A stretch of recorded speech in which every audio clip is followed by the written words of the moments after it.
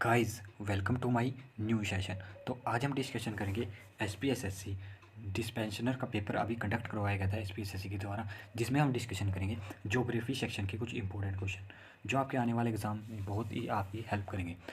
तो अगर आपने इससे पहले वीडियो नहीं देखी है तो आप चैनल पर जाइए, वहाँ पर आपको वीडियो मिल जाएगी, हर एक सेक्शन की अलग अलग से प्लेलिस्ट मिल जाएगी, वहाँ पर आप वीडियो को देख सकते हैं और भी सेक्शन की। तो चलिए बढ़ते हैं अपने पहले क्वेश्चन की ओर। हर एक क्वेश्चन को हम डिटेल से डिस्कशन करेंगे।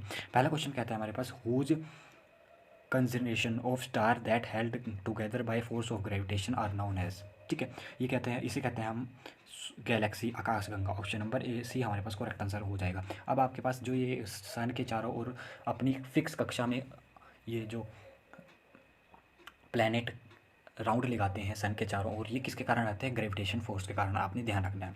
अब बात आती है गैलेक्सी की। तो हमारे पृथ्वी की अपनी गैलेक्सी है जिसको कहते हैं मिल्की वेव, आकाशगंगा। ठीक है, उसको आकाशगंगा ने में दुग्ध मेघ गला भी कहते हैं, मिल्की वेव भी कहते हैं।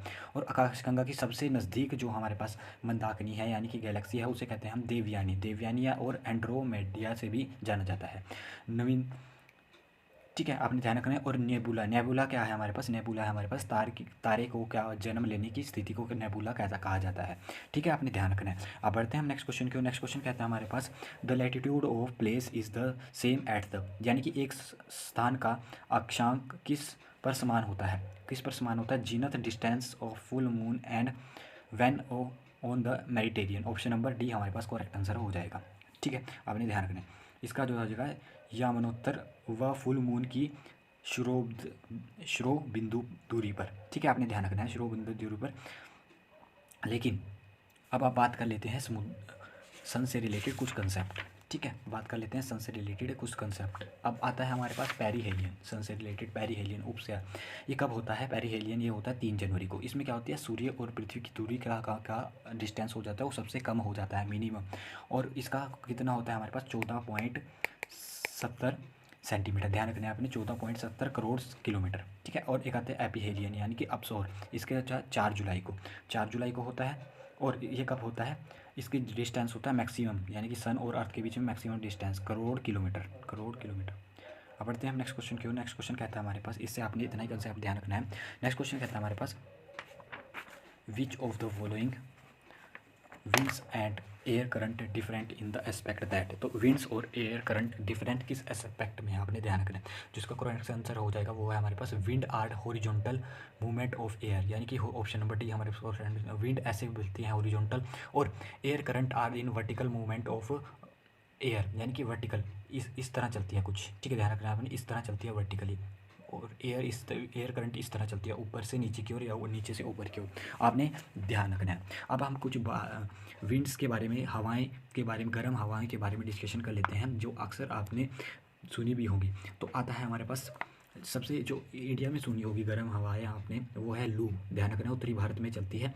और आते हैं हमारे पास सामून, सामून, सामून ये कहाँ पर चलती है? सामून चलती है हमारे पास ईरान में। ठीक है, आपने ध्यान रखना है। और एक आती है हमारे पास अयाला, अयाला चलती है हमारे पास फ्रांस में। ठीक है, अयाला चलती है फ्रांस में। और एक आती है हमारे पास वर्गस, वर्गस चलती है हमारे पास दक्षिण अफ्रीका में। वर्गस चलती है हमारे पास कहाँ चलती है? दक्षिण अफ्रीका में। ठीक है, आपने ध्यान रखना है। ये हमने कुछ आपसे जो हमारे पास हॉट एयर्स होती हैं वो मैंने आपको बता दी गई हैं, हॉट विंड्स। नेक्स्ट क्वेश्चन की ओर बढ़ते हैं, which provide the shield against the harmful radio ultraviolet rays of the sun, यानी कि जो आपके पास पराबैंगनी किरणें आती हैं उनका विरोध कौन सी लेयर करती है? उसको करती है ओजोन करती है। अब ओजोन का फॉर्मूला पूछ लिया जाता है, O3 जाना जाता है, O3। ध्यान रखना है आपने, O3 के नाम से जाना जाता है ओजोन का फॉर्मूला। ठीक है, O3 के नाम से जाना जाता है।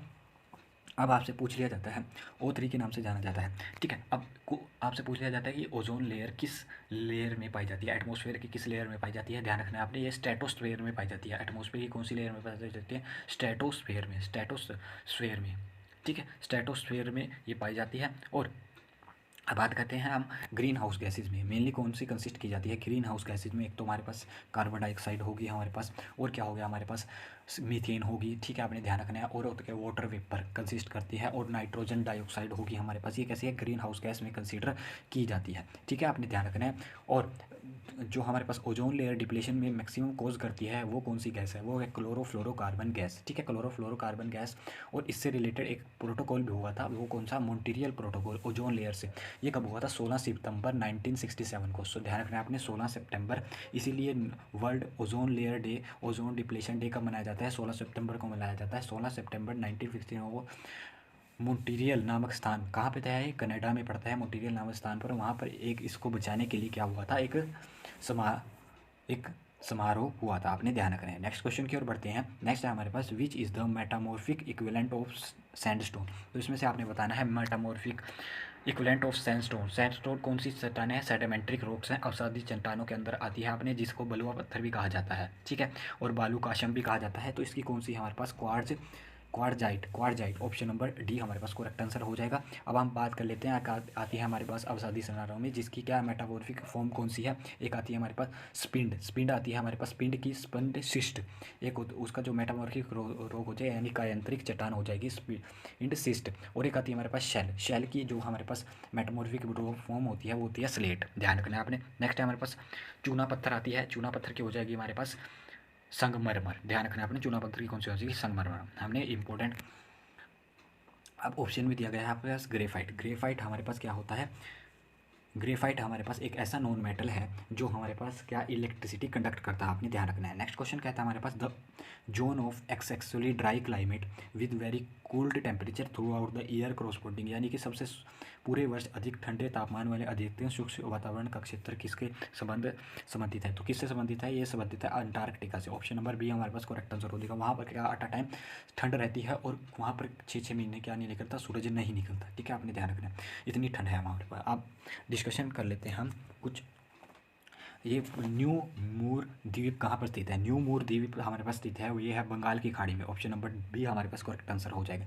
अब आपको बता देता हूँ मैं कि बंगाल की खाड़ी में कौन कौन से द्वीप पड़ते हैं। एक तो संतोष द्वीप, आपने ध्यान रखना है। एक हमारे पास एपीजे अब्दुल कलाम द्वीप, ये भी कहाँ पड़ता है। और एक निकोबार, अंडमान और निकोबार, ये भी कहाँ पड़ते हैं, बे ऑफ बंगाल में पड़ते हैं, आपने ध्यान रखना है,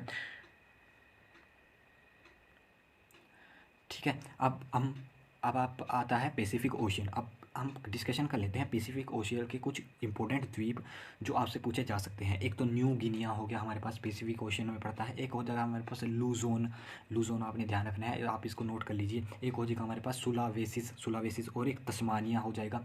एक हो जाएगा हमारे पास साकलिन। एक हो जाएगा हमारे पास वैनकोवर जो कहाँ पड़ता है, कनाडा में पड़ता है, आपने ध्यान रखना है। एक वीटू लेवू फिजी में पड़ता है, वीटी लेवू फिजी में पड़ता है। एक पालवान कहाँ पड़ता है, फिलीपींस में पड़ता है, आपने ध्यान रख लेने हैं। और एक हो जाएगा हमारे पास हवाई द्वीप कहाँ पड़ता है, यूएसए में पड़ता है, वो भी आपसे पहले पूछा जा चुका है, तो आपने ध्यान कर लेने हैं। अब पाक स्टेट किसके किसके बीच में है, ध्यान रखना आपने, पाकिस्तान से कन्फ्यूजन हो रहा है। पाकिस्तान, तमिलनाडु, भारत राज्य तमिलनाडु और किसके बीच में है, श्रीलंका के बीच में क्या बनाती है, एक स्टेट बनाती है, ठीक है, आपने ध्यान रखना है। श्रीलंका और किसके बीच में लाई करती है, भारतीय स्टेट तमिलनाडु के बीच में लाई करती है, पाक स्टेट, ध्यान रखना है। नेक्स्ट है हमारे पास, which is the European country. इसमें से आपको यूरोपियन कंट्री बतानी है। हमारे पास वेनेजुएला कहाँ पे पड़ती है, साउथ अफ्रीका में पड़ती है, ध्यान रखना है, साउथ अमेरिका में, ध्यान रखना है आपने। और नामीबिया कहाँ पड़ती है, लीबिया जो पड़ती है हमारे पास, ये पड़ती है हमारे पास अफ्रीका कॉन्टिनेंट में। और अल्जीरिया पड़ती है हमारे पास, ये भी कहाँ पड़ती है, अफ्रीका कॉन्टिनेंट में, ध्यान रखना है आपने, ये अफ्रीका कॉन्टिनेंट में पड़ती है। अब ऑप्शन में हमारे पास अल्बानिया हमारे पास करेक्ट आंसर हो जाएगा, जो यूरोपियन कंट्री है। नेक्स्ट क्वेश्चन है हमारे पास, the eastern coast of Indian is known है। तो ईस्टर्न कोस्ट ऑफ इंडियन क्या कहते हैं, उसे कहते हैं कोरोमंडल कोस्ट के नाम से जाना जाता है, ध्यान रखना है आपने। एक कोरोमंडल कोस्ट को जो कौन सी पाक स्टेट जोड़ती है श्रीलंका के साथ, ये भी क्वेश्चन बन सकता है कि कोरोमंडल स्टेट को पाक स्टेट के साथ श्रीलंका के साथ कौन सी स्टेट जोड़ती है, पाक स्टेट जोड़ती है, आपने ध्यान रखना है।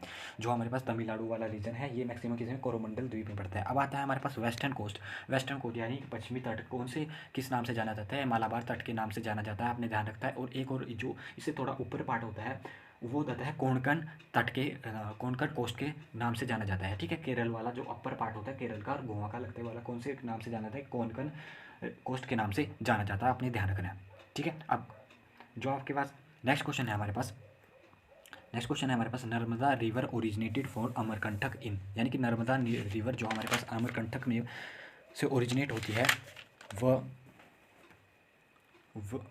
किस राज्य से होती है, तो मध्य प्रदेश से होती है। अमरकंटक की पहाड़ियाँ कहाँ पाई जाती है, ये पाई जाती है हमारे पास मध्य प्रदेश में। और यहाँ से किस विंध्याचल रेंज में ये पाई जाती है, आपने ध्यान रखना है विंध्याचल रेंज में पाई जाती है। अब बात कर लेते हैं हम, और ये गिरती कहाँ पे है, ये गिरती है अरब सागर में। ध्यान रखना है नर्मदा नदी गिरती कहाँ पर है, अरब सागर में। कहाँ से होकर जाती है ये, मध्य प्रदेश, गुजरात, ठीक है। ध्यान रखना है गुजरात से होकर ये अरब सागर में गिरती है, और ये क्या बनाती है, रिफ्ट वैली का फॉर्म करती है। ध्यान रखना है एस्चुरी भी बनाती है और रिफ्ट वैली की भी परिवर्तन करती है। रिफ्ट वैली कुछ होती है ऐसे, यानी कि दो पहाड़ों के बीच से एक नदी का जाना।